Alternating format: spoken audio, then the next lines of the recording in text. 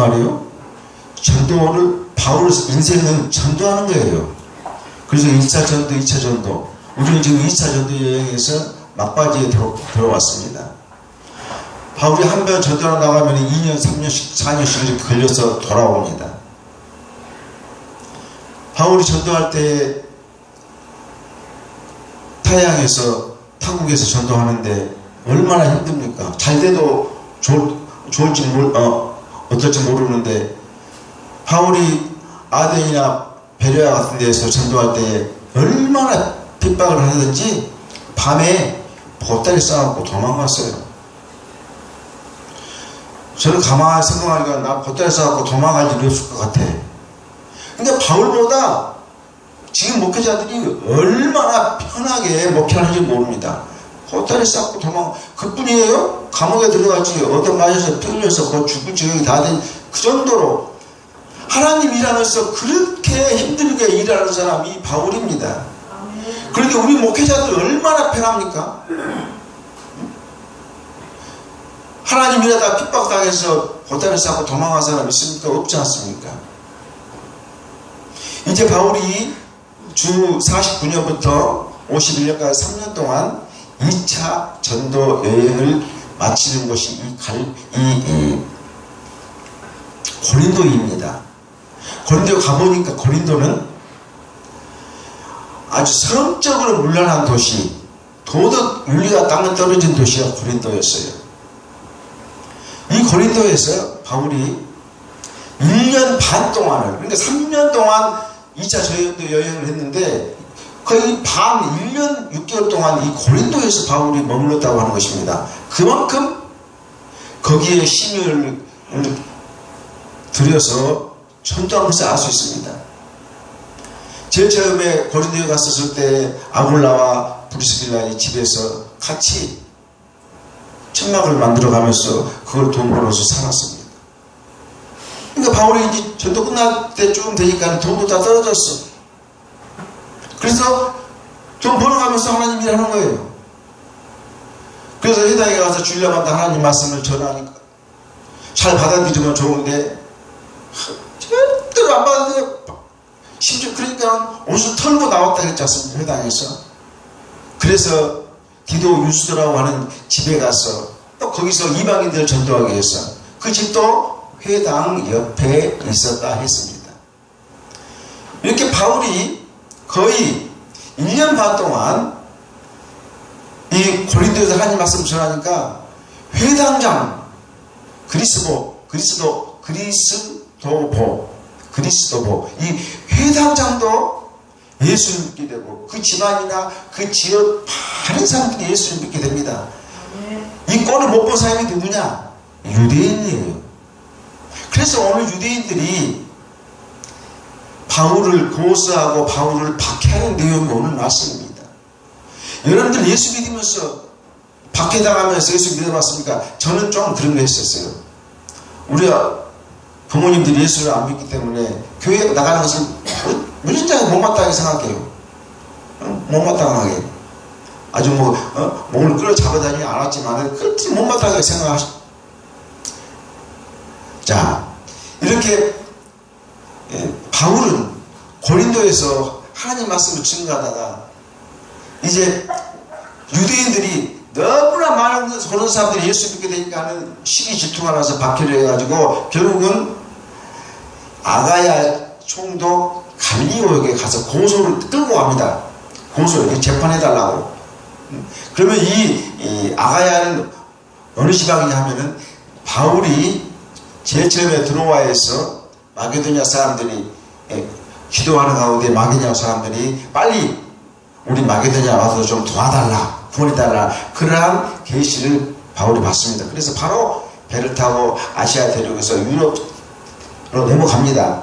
그래서 거기서 빌립보, 데살로니카, 베레아 이런 지역을 우리는 마게도니아 지방이라고 그래요. 그래서 이 마게도니아 지방을 다스리는 사람을 총독이라고 해요. 총독. 그 다음에 바울이 거기서 내려오지요. 아덴, 고린도, 갱그레아 내려옵니다. 이 지방을 합쳐서 아가야 지방이라고 합니다. 이 아가야 총독이요. 옛날에 우리 이케시대 때 일본 사람들이 우리나라에 와서 총 지배하는 사람은 일본 총독이라고 해서 총독. 그런 식입니다. 그래서 이 고린도 지방을 관할하는 이 아가야 총독이 그 여러 지방, 여기서 아덴이나 갱그리아나 이 고린도 이런 여러 지방에 있는 일이 벌어지면은 이 아가야 총독 갈리오가 이걸 재판을 합니다. 그 재판장에 유대인들이 바울을 끌고 갔다 하는 것입니다. 바울을. 이 아가야는 어떤 사람이냐? 스토아 학파 철학자 세네가의 형제인데 이 스토아 학파는 범신론이라고 이야기했죠. 범신론. 즉 모든 만물에는 다 신이 있다는 그런 범신론을 주장하는 그 형제 이 세네카가 있는데 이 사람 형제라고 그래요. 이거 이 갈리오 총독은 아주 운명가로 똑똑할 뿐만 아니라 성품이 너무 좋다고 그래요. 온화하고 항상 웃는 모습이고 사람들에게 사랑을 베푸는 그런 사람이 이 갈리오 총독이었다. 아주 친절하기로 유명하다. 그래서 이 자기 그 형제인 이 세네카가 자기 이 형제인 이 갈리오 총독에 대해서 말할 때 최선을 다해 살아가는 사람일지라도 이 갈리오의 사랑에는 미치지 못한다라고 그렇게까지 자기 형제가 이 갈리오 총독을 칭찬했다는 것입니다. 이 갈리오 총독은 얼마나 신임을 받고 인품이 있는 사람이냐면 고린도에 보면은 델피 신전이라고 있다고 합니다. 그 델피 신전은 벽에 당시에 로마가 이런 지방을 다 지배했어요. 마게도니아, 아가야 쭉 다 로마가 지배하고 있을 때 로마 황제가 글라디오 이 황제가 이 갈리오 총독에게 편지를 보냅니다. 그 보낸 편지를 조각을 해갖고 벽에다 붙여놨는데 그 벽에다 붙여놓은 그 편지 속에 무슨 말이 있냐면은 이 갈리오를 뭐라 그러냐면은 나의 가장 친한 친구 갈리오다. 나는 그 편지 속에 이 글라디오 이 황제의 편지 속에 갈리오 그러니까 이 갈리오 총독이 로마 황제의 친한 친구라는 거예요. 그렇게 쉽게 말하면 세력이 좋지 않습니까? 황제의 친구가 이 갈리오 총독이에요. 그렇게 아주 권력이 있고 힘이 센 사람이 이 갈리오 아가 지방의 갈리오 총독이었다 하는 것입니다. 자, 이렇게 갈리오 총독이 이렇게 큰 힘을 가지고 있었는데 이 갈리오 총독은 또 통수권은 군인을 마음대로 움직일 수 있는 통수권입니다. 그런 권한도 가지고 있었습니다. 그리고 이 아가야 지방은 특별히 이 황제의 직속에 들어있는 이 아가야 지방이었기 때문에 얼마나 황제의 신임을 받고 황제의 권력이 셌던 곳이 이 아가야 지방이고 이 갈리오 총독이었다는 것을 우리는 알 수가 있는 것입니다. 자, 이렇게 갈리오 이 총독이 엄청난 권력을 가지고 있으니까는 이 유대 사람들이 즉 예수님을 반대하는 사람들이 그 갈리오 총독의 그 권세, 그 권한, 권력을 한번 이용해 가지고 어떻게 하든지 이 바울을 잡아 죽이자, 감옥에 집어넣자. 그래서 그 갈리오 총독의 그 권력을 이용하기 위해서 지금 바울을 끌고 이 갈리오 총독의 법정에 데리고 갔다고 하는 것입니다. 그러나 이렇게 갈리오는 이 선한 갈리오, 이 사랑이 많은 이 갈리오는 유대인들의 요구를 들어주지 않았습니다. 근데 왜 들어주지 않았냐면은 10절에 나와요. 그 위에 있는 10절에 9절에 나옵니다.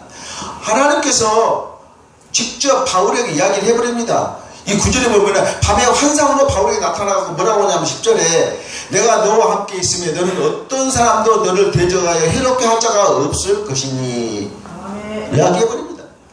9절 10절에 환상 가운데 이렇게 물론 그 권력을 가지고 있는 이 갈리오 총독이 유대인들이 이 법정에 끌고 온 그 바울을 이렇게 도와준 것은 물론 갈리오 총독이 도와줬지만은 9절 10절에 하나님 말씀 그렇게 이루어졌다는 거예요. 그 10절에 그렇게 말씀하고 있지 않습니까? 내가 너와 함께 있음에 어떤 사람도 너를 대적하여 회롭게 할 자가 없을 것이라고 하나님께서 말해버렸어요. 그러니까 그 말씀이 이렇게 이루어지는 거예요. 그러니까 우리가 세상 살아가다 보면은 바울은 빌보에서는 감옥에 들어갔지 않습니까? 감옥에 들어가면 어떤 일이 벌어졌어요? 지진이 일어나서 감옥이 문이 열려버렸지 않습니까? 이렇게 하나님께서 이 기적을 통해서 우리를 도와줄 수도 있는 것이고, 또 오늘같이 일반적인 일반적인 겁니다. 어느 쪽 일반적인 선미라고 그래. 이 갈리오 이 총독을 통해서 바울이 재판장에서 재판 받을 때 재판에서 이기도록 만들어버리는 거예요. 하나님 미리 먼저 다 말씀하고 그 말씀대로 이루어질 때 어떻게 갑자기 갈리오 총독이 이렇게 바울 편을 들어서 바울을 이기게 만들었을까? 그렇게 생각하지만 우리 하나님의 그 일반 섭리라고 그래. 그 일반 섭리인데 하나님께서 이 갈리오 총독을 위해서 바울을 아무리 이들끼리 법정에 끌고 와서 죄를 따지라 그래도 하나님께서 갈리오 총독에게 바울은 죄가 없다는 것을 다 심어줘. 또 심어준과 동시에 당시에 로마 법이 또 그렇게 만들어져 있습니다. 이렇게 하나님께서는 우리가 살아가는 모든 삶에서 우리를 하나님께서 섭리하고 계신다는 걸 알아야 돼요. 우리가 우리 멋대로 세상 살아가는 것 같지만 다 지나가다 보면은 하나님께서 하신 일이라는 거예요. 기적을 통해서 하시기도 하고 어떤 사람을 통해서 하시기도 하고 하나님이 하신다는 거예요. 그런데 우리는 이 세상 일을 내 마음대로 하려고 하니까 뭐 세상 잘 되는 것이 있어야지. 세상 일은 내 마음대로 할 수 없는. 기도하는 가운데 하나님께서 오늘 바울에게 기적을 통해서 오늘 바울에게 이렇게 갈리오라고 하는 이 총독을 통해서 하나님께서 섭리하시는 거예요. 우리는 그러니까 어떤 사람을 만나고 어느 장소에 가든지 우리는 우리의 행동 거지를 똑바로 해야 돼. 행동을 똑바로 해야 돼. 어떤 사람이 하나님을 그 사람을 통해서 나에게 섭리할지 모른다는 거예요. 우리는 정말로 우리의 언행이나 우리의 모든 성품 같은 것을 정말로 하나님 보시기에 아름다운 성품이 되어야 된다는 것입니다. 그러면서 13절에 보면 무슨 말이 나오냐면은 이제 13절에 저 바울을 이 아가야 갈리오 총독에게 갔다가 법정에 끌고 간 이유가 뭐냐가 이유가 13절에 나옵니다. 자, 이 바울이 율법을 어기면서 하나님을 경외하라고 사람들을 권한다 그 말이에요. 바울이 율법을 어기면서 사람들에게 하나님을 경외하라고 한다. 율법을 어기면서 하나님을 경외하는 거 이건 말이 안 맞지 않습니까? 어떻게 하나님 말씀을 어기면서 하나님을 경외한다? 그럼 앞뒤가 말이 안 맞는 거예요. 하나님 말씀을 어기면서 하나님을 지키면서 하나님을 공경하라고 해야 되는데 13절에 보니까 이 바울이 하나님 말씀을 율법을 어기면서 하나님을 경외하라고 사람들을 권면한다 이렇게 말씀하고 있는 것입니다. 자, 이 아가야 총독의 법정에서 신고하는 이유가 율법을 어기면서 바울이 하나님 말씀을 경외하라고 사람들을 선동한다. 그 이유예요. 그 이유. 즉 이 사람들이 율법과 바울이 전하는 말씀, 바울이 전하는 말씀은 율법이 아니라 복음입니다. 복음. 그럼 율법은 뭐고 복음은 뭐냐? 율법은 구약 성경의 처음 부분이 율법입니다. 물론 신약 성경에서 시가서나 역사서나 선지자서에 들어있는 그런 모든 그 내용도 다 율법에 포함되지만 그렇게 크게 나눠보면은 율법은 성경의 구약 성경의 앞에 부분이고 또 선지자는 구약 성경의 뒷부분이에요. 그러면 이 율법하고 이 선지자 즉 이 선지서 이 책들의 주제가 뭐라고 그러냐? 주제가 오시는 예수님. 그러니까 구약을 다 읽으면 내용이 뭐냐? 무슨 제사 관한 것이라든지 무슨 관례에 관한 것이라든지 어떠한 내용이든지 다 즉 여인의 후손이라는 말이라든지 그런 거는 다 뭐냐? 결국은 구약은 통틀어서 오시는 예수님을 이야기하고 있다는 거예요. 그래서 그것이 바로 이제 구약을 율법을 이야기하는 것이고 그러면 바울이 전한 것은 복음인데 복음이 뭐냐? 자, 구약을 우리가 구약만 가지고 계속 예수를 믿는다고 해봅시다. 구약법을 다 못 지켜. 구약법을 다 못 지키는데 어떻게 하나님 나라 할 수 있겠어요? 그래서 구약에서 오실 예수님이 신약에서 오셨다는 거예요. 예수님이 이 땅에 오셨다는 거예요. 그분이 예수는 그리스도다고 하는 것입니다. 예수는 우리의 왕이시고 우리의 구주시다. 그분을 믿어야 구원을 받는다 하는 것이 바울이 가르침이고 그것이 바울의 복음이에요. 복음. 그러니까 율법하고 복음은 그 차이입니다. 율법 가지고는 불완전해. 불완전하기 때문에 율법 가지고는 우리가 지금 현재 율법 가지고는 하늘나라에 갈 수 없다는 거예요. 왜? 율법 다 못 지키니까. 아무리 바리새인들이 서기관들이 율법사들이 하나님 말씀을 연구하면서 구약을 가지고 다 잘 지키는 체 하지만 못 지켰다는 거예요. 그러면 못 지켰으면 지옥 갈 수밖에 없잖아요. 그걸 우리 하나님께서 예수님을 이 땅에 보내셔서 그걸 완전하게 만들어주는 거예요. 불완전한 율법을 예수님이 오심으로 완전하게 만들었다는 것은 율법을 못 지켜서 지옥에 가는데 예수를 믿음으로 예수님의 사랑으로 천국에 갈 수 있다 하는 것을 이야기하는 거예요. 바울의 사상이 그거예요. 그러니까는 바울은 율법을 어기면서 하나님을 공격하는 말이 아니라 그 율법을 다 이루어진 하나님의 복음으로 바울이 전하는 거예요. 이 사람들이 몰라서 그러는 거예요. 몰라서. 그런 것을 모르는 거예요. 그래서 마태복음 보면은 5장 17절에 보면은 내가 율법이나 선지자를 폐하러 온 줄로 생각하지 마라. 폐하러 온 것이 아니라 완전하게 한다. 예수님이 이 땅에 오심으로 우리가 못 지킬 그 율법에 대한 많은 그 규칙, 법칙들을 예수님이 오심으로 우리가 죄 지은 것을 예수님께서 십자가에 돌아가심으로 우리가 구원을 얻을 수 있으니까는 그러니까는 완전하게 하란다. 그러니까 바울이 유대 회당에 가서 외치는 것은 뭐냐? 니들을 예수님이 오시면 기다리잖아. 기다리니까 그 기다리는 예수님. 그 예수님이 오셨어. 그러니까 그 예수님 믿어. 그냥 구원을 얻는다. 그것입니다. 그런데 이 유대인들은, 회당에 있는 유대인들은 그 오신 예수님을 그렇게 구약을 믿으면서 예수님을 기다리고 있으면서도 예수님이 왔다 하는 것을 안 믿는 것이 유대인들의 사상이라는 거예요. 그러니까 거기서 이제 대립이 생겨서 결국은 이 바울을 이 갈리오 총독 법정에 끌고 가서 재판을 시켰다 하는 것입니다. 자, 바울의 사상이 이런 사상입니다. 복음입니다. 복음이란 뭐냐? 예수를 믿어야 천국 간다 그런 뜻이에요. 예수님은 우리의 왕이다 그런 뜻이에요. 그러니까 율법만 가지고는, 구약만 가지고는 오신 예수님만 기다리고 있다가는 이미 예수님 오셨는데 구원 못 받는다는 거예요. 그러니까 니들 빨리 예수님 오셨으니까 지금 예수님을 받아들이고 예수님을 믿어라. 그래야 구원 받는다 하니까 그 사상을 못 받아들이는 것이 이 유대인인 것을 우리는 이 말씀을 통해서 알 수 있는 것입니다. 이렇게 언제나 의인을 대적하는 자들은 바울이 말하는 걸 바로 이해하지 못하고 바로 전하지도 못해요. 그래서 거기에서 문제가 생기는 것을 알 수 있습니다.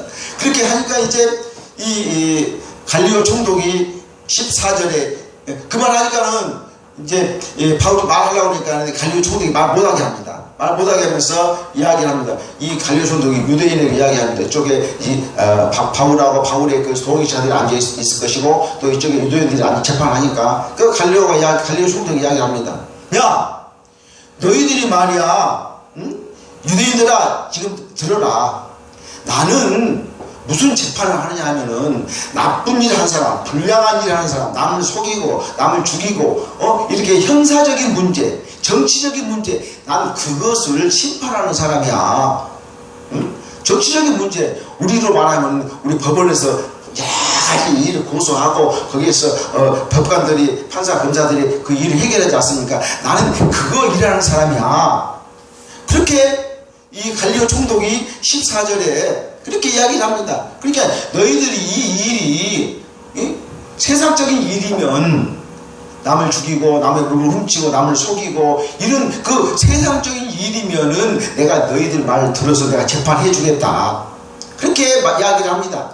이 갈리오 총독이. 그런데 15절에 보니까 오늘 보니까 문제가 언어와 명칭과 너희 법, 언어라는 말은 무슨 말이냐면은 이 종교상의 교리입니다. 교리. 종교적인 교리를 가지고 왔어? 언어. 너희들이 보니까는 종교적인 문제네. 그 다음에 거기 보면은 명칭은 뭐냐? 예수 그리스도 얘기하는 거예요. 아니, 종교적인 문제가 오더니 예수 그리스도에 대한 이야기구만. 그러면서 너희 법, 율법이야, 율법. 성경 말씀이네.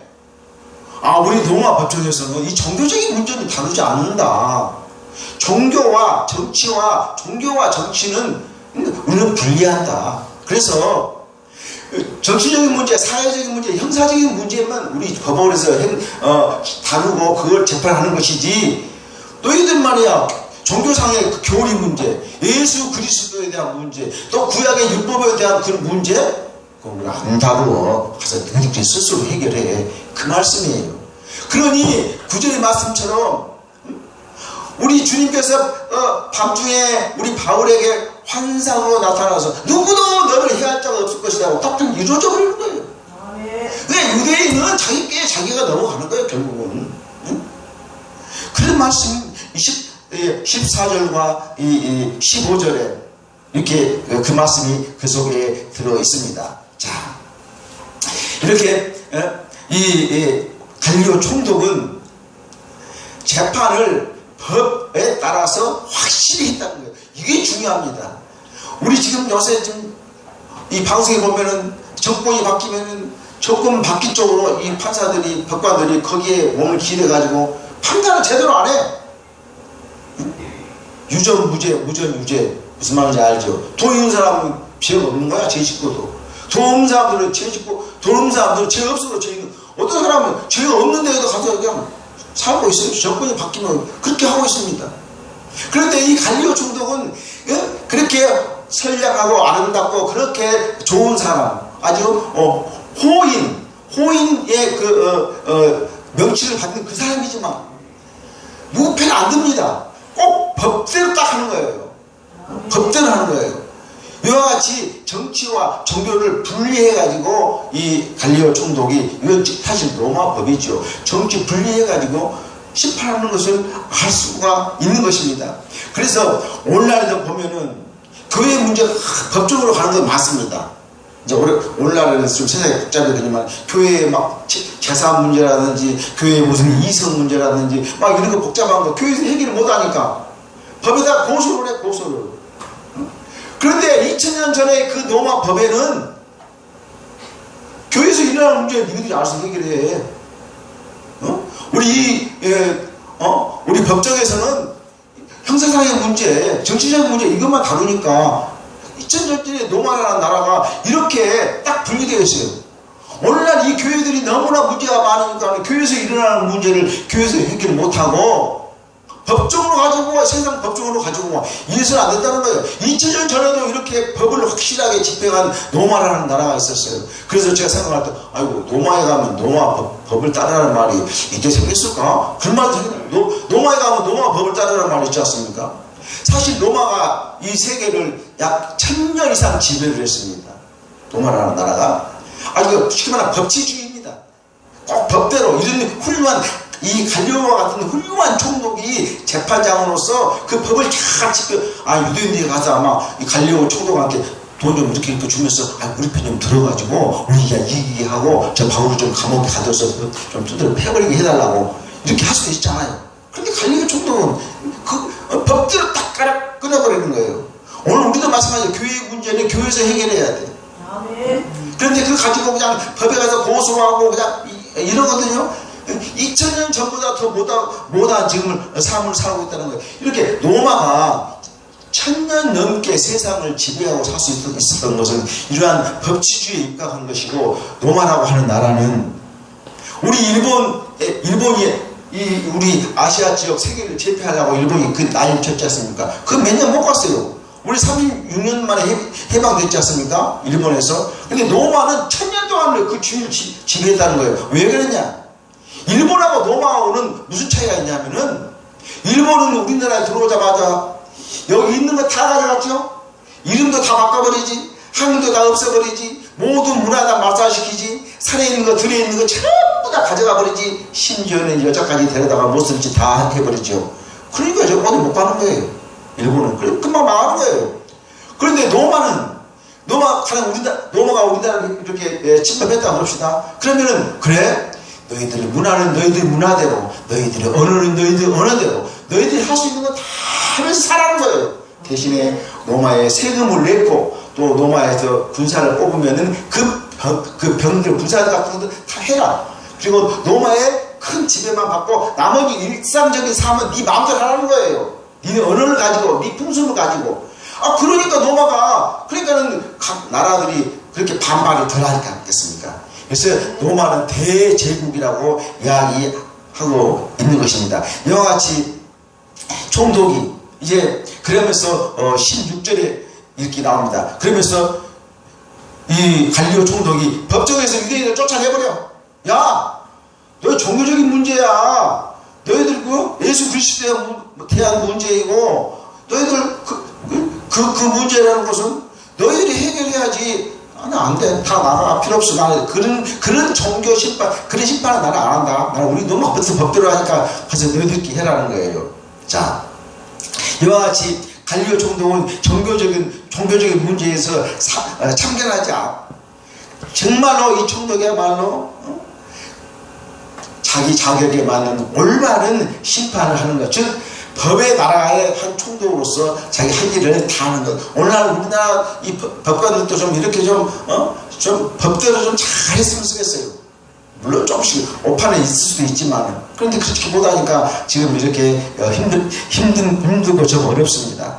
이렇게 총독이 법정에서 유대인을 몰아내고, 그래서 유대인이 고소했던 것이 다 거절되고, 기각이라고 그래. 그걸 또 재판이 다 이제 산회되고, 또 고소한 자들이 법정에서 쫓겨나가고. 이건 다 뭐냐? 하나님께서 바울을 도와주시겠다는 섭리, 그 어려운 전도하는 가운데, 3년이라는 가운데 이제 막바지로 왔는데, 그럴 때 하나님께서는 바울을 도와주시는 것을 여기서 알았어요. 그러니까는 이제 17절에 보니까는, 이제 갈리오 총독이 재판 안 하고 너희 가서 해. 그러니까는 쫓겨나니까는 그 책임을 누구한테 미루냐? 회장장, 여기서 소수 됐느라고 하면 회장장이 걸려. 네가 잘못해가지고 말이야 우리 법에 고소해가지고 우리 체포만 당하고 말이야 쫓겨났지 않냐. 그러면서 회장장을 두드려 팼다고 17절에 그렇게 이야기하고 말씀하고 있습니다. 이렇게 자기 책임을 자기 안 돌리고 결국은 회장장에게 책임을 돌리는 이러한 유대 민족인 것을 알 수 있습니다. 이제 바울은 전도 여행이 다 끝났습니다. 이제 다시 돌아옵니다. 돌아올 때 그 옆에 있는 항구, 갱그리아 항구로 가서 이제 배를 타고, 다음에 이 바다를 건너서 이 아시아 대륙에 있는 에베소로 잠깐 들렸다가 에베소에서 배를 타고 지중해로 쭉 이렇게 돼서 예루살렘으로 가서 그 사이에 전도했던 것을 다 보고하고, 그 다음에 거기서 쭉 올라가서 자기가 근무했던 안디옥 교회로 가게 됩니다. 그런데 바울이 여기서 하나, 갱그리아라고 하는 그 아가야 지방에 거기에서 배를 타고 이제 다 마치고 가는데, 거기에서 바울이 삭발을 하게 됩니다. 18절에 보면은. 바울이 삭발을 해요, 삭발을. 머리를 싹 잘라버렸어. 그러면 바울이 왜 머리를 싹 자르고 돌아갔을까? 그 이유는 여러 가지가 있는데, 첫 번째로는 우리가 삭발할 때는 무슨 어떤 각오를 갖고 하지 않습니까? 보면은 국회의사당 앞에서 막 어떤 사람 막 삭발하고 그러더라고. 어떤 결심, 어떤 것을 생각했을 때 그걸 이루고자 하는 그런 결심이 들어있는데, 사실 바울은 하나님 일을 하기 위해서 자기 이름도 바꿔버렸어요. 자기 이름이 원래는 뭐냐? 사울이라는 것은 히브리식 이름입니다. 그 말이 무슨 말이냐? 이스라엘 사람들의 그 쓰는 언어, 그 언어요. 사울이라는 말은. 내가 이스라엘식 이름으로 가지고 있어가지고 내가 어떻게 세계를 전도할 수 있어? 나는 이름을 좀 로마가 세계를 지배하게 나는 이름을 로마식으로 바꿔야 되겠다 하면서 제1차 전도 여행 때 구브로 섬에서 바울로 바꿨어. 그래서 바울은 로마식 이름. 그러니까 나는 이제 세계를 전도하겠다는 거예요. 그래서 바울 그러면은 로마 사람도 우리가 우리 이름 가지고 미국 가면 좀 이상하잖아요. 또 미국 사람들이 우리나라 이름을 이상하잖아요. 그러니까 내 이름 지을 때 이 원식이라고 하지 아니하고 뭐 그레이스라고 한다든지 뭐 피스라고 한다든지 그렇게 좀 지어버리는 거예요. 그래야지 판이 뭐가 되겠습니까? 미국 이름이 돼버리잖아요. 마찬가지 바울이 로마 이름 지어버렸어요. 바울로. 왜? 난 세계 전도 여행을 해야 되니까 내 이름도 세계적인 이름이 돼야 된다는 거지. 그 언어가 돼야 된다는 거지. 그러한 나는 세계 전도를 해야 되겠다는 그러한 각오로 머리를 쏙쏙 밀어버렸어. 또 하나는 또 한 가지는 또 뭐냐? 이제 2차 전도 여행을 끝나고 이제 3차 전도 여행으로 들어가죠. 3차 전도 여행으로 이제 3차 전도 여행으로 들어가는데 3차 전도 여행에서 다시 한번 내가 헬라 지방 또 그 위로 가면 이제 이 로마가 있는데 헬라 지방을 내가 정말 다시 한번 가서 내가 전도를 한번 제대로 해봐야 되겠다. 그러한 각오가 그 속에 들어있는데 그 다음에는 또 이제 이렇게 생각하면 지금까지 돌아온 걸 쭉 생각해 봅니다. 전도를 어떻게 했는지 내가 지금 아덴에서는 너무나 우상주의가 심해가지고 아덴에서는 교회 못 세웠어요. 바울이 전도하면서 2차 전도하면서 빌립보에서 빌립보 교회를 세우고 데살로니가에 와서는 데살로니가 교회를 세우고 그 밑에 베레아에 와서는 베레아 교회를 세우고 또 오늘 고린도에 와서는 고린도 교회를 세우는데 아덴에서만 교회를 못 세웠어요. 거기는 너무너무 우상주의가 심해가지고 도망방에 피나서 피나 그런 것들을 생각해 보면서 정말로 이게 너무 어렵구나, 이 어려움을 참고 견뎌야 전도할 수 있구나 하는 그런 마음으로 삭발을 했는데 사실 이건 따지고 보면은 어떤 형식주의 또는 의식주의 또는 유대주의 사실 바울이 반대합니다. 사실 예수 믿는 사람들이 삭발하고 이렇게 한다는 것은 좀 유배되지 하나님 말씀에 유배되지만은 정말로 비장한 하나님 말씀도 내 마음 중심에 있지만은 비장한 결심, 그래서 이름도 바꾸고 비장한 결심에서 삭발도 하는 그 어떤 형식적인 표상입니다. 꼭 그렇게 하라는 말이 아니라 바울이 내가 하는 말씀대로 따라가지만 정말 내가 각오를 해서 정말로 내가 이름도 바꾸고 내가 정말 뭐 이름도 바꾸고 그 다음에 이 삭발도 하면서 정말로 내가 하나님의 뜻을 이뤄서 전 세계라면 보고만 해봐야 되겠다 하는 그러한 그 마음가짐이 그 속에 들어 있습니다. 우리는 정말 실질적으로 매주 첫 주 아침 금식하지 않습니까? 그런 결심이 있어야 되는 거예요. 바울도 하나님 말씀에 결심도 있지만은 이렇게 이름도 바꾸고 머리를 삭발함으로써 하나님 말씀대로 의지하지만은 또 육체적으로라도 내가 그렇게 한번 결심을 해가지고 하나님 말씀을 증거해 보겠다 하는 것입니다. 우리도 그러한 결심을 가지시기 바랍니다. 그래서 하루 일주일에 한 달에 한 번씩은 주일 첫 주 아침에 우리가 금식기도 하는데 그것도 한 가지 방법인 거예요. 내가 금식하면서 하나님 말씀을 꼭 전해서 한 명을 꼭 전도해야 되겠다. 금년에는 내가 금년에 한 명 전도 못하면 내가 내년에는 일주일 한 달에 내가 2번 아침 금식을 해갖고 내가 전도를 해야 되겠다. 그런 결심을 가졌다 하는 것을 말씀하고 있습니다. 자, 이렇게 바울은 2차 전도에서 세월이 지났고 또 거리로 따지면 7,000리 2,800km의 거리를 걸어서 이렇게 전도하는 것을 우리는 알 수 있는 것입니다. 이렇게 바울이 사실 이 헬라라 저쪽에 로마는 문명이 발달한 곳입니다. 이렇게 바울이 이게 문명이 발달한 곳에서 복음을 전하줌으로써 그 문명을 정복해버렸어요. 바울이. 자, 복음은 모든 믿는 자들을 구원하는 하나님의 능력이 된다는 말씀이 증거되었다 하는 것입니다. 바울의 삶이라는 것은 그 자체가 하나님 말씀을 증거하는 거예요. 복음을 증거하는 것입니다. 이제 우리도 바울의 행적을 따라가면서 이제 3차 전도 여행으로 들어갈 텐데 정말로 우리도 바울처럼 계획을 세워서 모든 박해와 핍박을 감내하면서 정말로 복음을 증거해서 그러므로 하나님의 축복을 받을 수 있는 그러한 성도가 되기를 주님의 이름으로 축원합니다. 기도하겠습니다. 고마우신 아버지 하나님, 주님의 종 바울은 이렇게 결심하고 각오를 함으로 하나님의 일을 하기로 작정하였습니다. 아버지 하나님, 우리는 이렇게 편안하고 이렇게 좋은 세상에 살면서 우리 주님 위해서 무슨 일을 하고자 결심하지 못함을 용서하여 주시옵소서. 우리 교회 성도들은 이제 금년에 한 명씩 전도하기 위해서 매달 첫 주 아침 식사를 금식으로 지내고 있습니다. 아버지 하나님, 이러한 결심을 통해서 정말로 전도의 열매가 열릴 수 있도록 도와주시옵시고 우리 사랑하는 성도들 성령의 역사하심으로 우리 주님께서 이 지역에 우리 주님의 살아계심을 나타낼 수 있도록 주님 도와주시옵소서. 예수님의 이름으로 기도 올리옵나이다.